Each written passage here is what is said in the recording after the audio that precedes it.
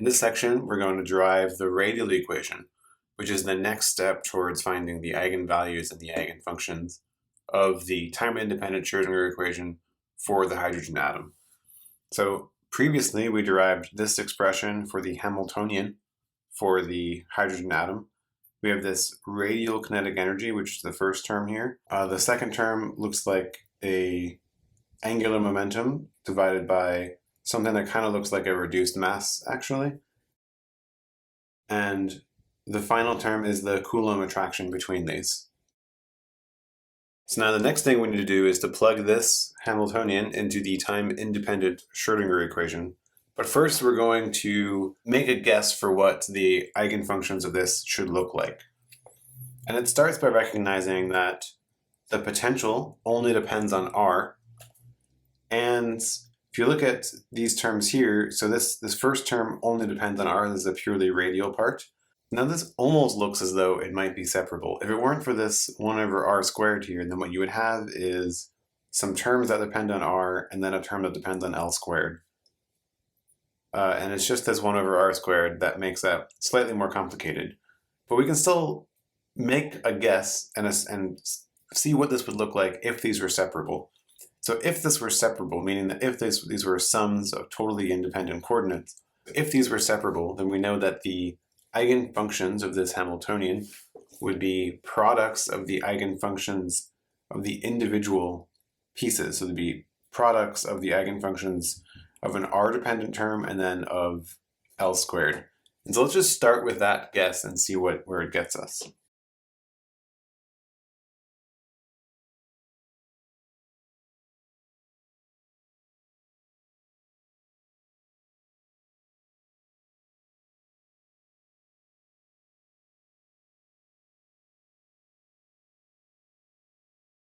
Okay, so that means that we're going to write the total eigenstates as a radial term times the spherical harmonics, which, remember, are the eigenfunctions of L squared. And as a quick note, when we're talking about the hydrogen atom in particular, convention has it that we use L and M sub L as the integers that go into the spherical harmonics, rather than J and M like we used for the rotational problem. So these things mean exactly the same thing, but convention has it that we change the symbol, and so we're going to stick with that. Okay, so this immediately implies that, in fact, the eigenfunctions will also carry these quantum numbers, and so we will just write them next to the wave function. Now we can go through and plug this ansatz into the time-independent Schrödinger equation using this Hamiltonian.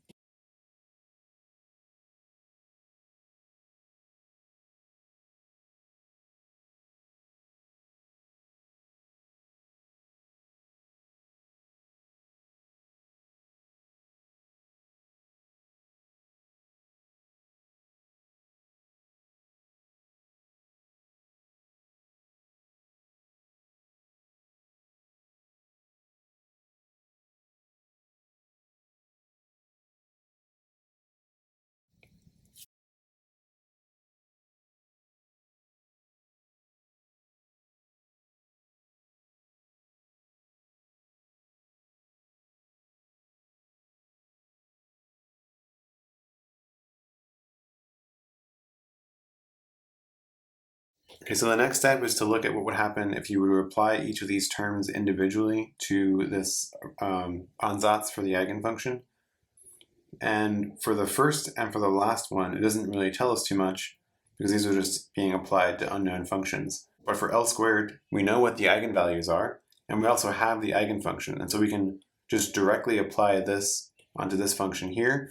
And when we carry this through to the next step, what we'll find is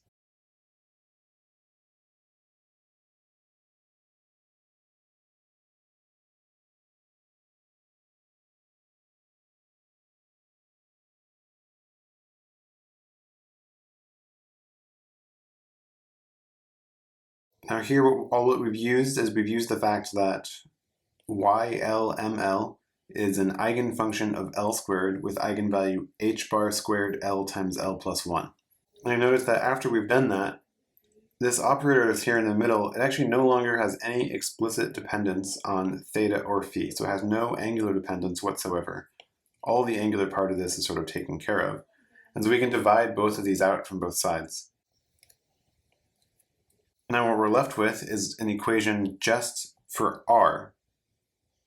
Okay, but notice that r, the equation for r depends on L. And so what we need to do is update our r to signify that it actually depends on L. And the energy now we say will depend on L. Okay, now the last thing that we do is to multiply both sides by h bar squared over 2me, and then move everything onto one side and try to simplify a little bit. And if we do this equation then turns into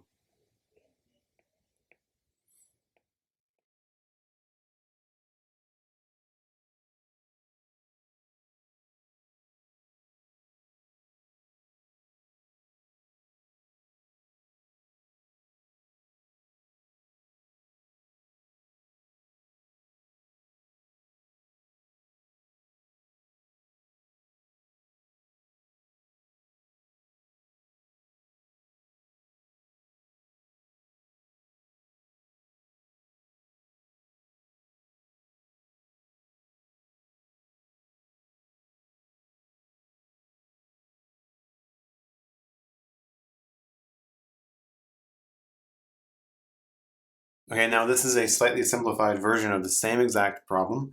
All that we've done is we've defined a few helper constants. So one is epsilon, which is equal to 2me e divided by h bar squared, which is sort of just a more natural unit of energy to use in this case. And the other is b naught, which is me e squared divided by h bar squared 2 pi epsilon naught. Okay, so now this equation here is what's known as the radial equation. And so this is the only new equation that we have to solve in order to find the eigenfunctions and the eigenvalues of the time-independent Schrödinger equation for the hydrogen atom. And we could get here just because we already knew what form the spherical harmonics should take and what their eigenvalues and eigenfunctions are. So I want to draw your attention to the effective potential part of this. And so what I mean by the effective potential is we have our 1 over r Coulomb attraction between the proton and the electron, but right next to it, because of the angular momentum dependent term, we have a repulsive 1 over r squared potential that depends on the angular momentum. So let's see what these look like in these nice drawings up above it. So notice we have this v over r is the raw minus 1 over r potential. This is the Coulomb attraction potential. And this goes to infinity as r goes to 0. What we're adding on top of it is this repulsive potential that depends on 1 over r squared and depends on the angular momentum number. And because this is 1 over r squared, this will go to infinity faster than the 1 over r will go to minus infinity. So when you add them together, what you get is this effective potential here. So this effective potential is telling you is that the actual potential energy that the electron is feeling in a particular angular momentum eigenvalue is this blue curve. And importantly, what this is showing you is that for non-zero angular momentum, there is actually a minimum in this, right? It doesn't go off to minus infinity, but because you have this plus 1 over r squared that's happening, which is basically a centrifugal force, this thing develops a minimum. On the right, you can see different effective potentials for different L values. So L equals 0, there is no additional force because L times L plus 1 is 0 here. But for each of these other ones, you have slightly different potential energy surfaces.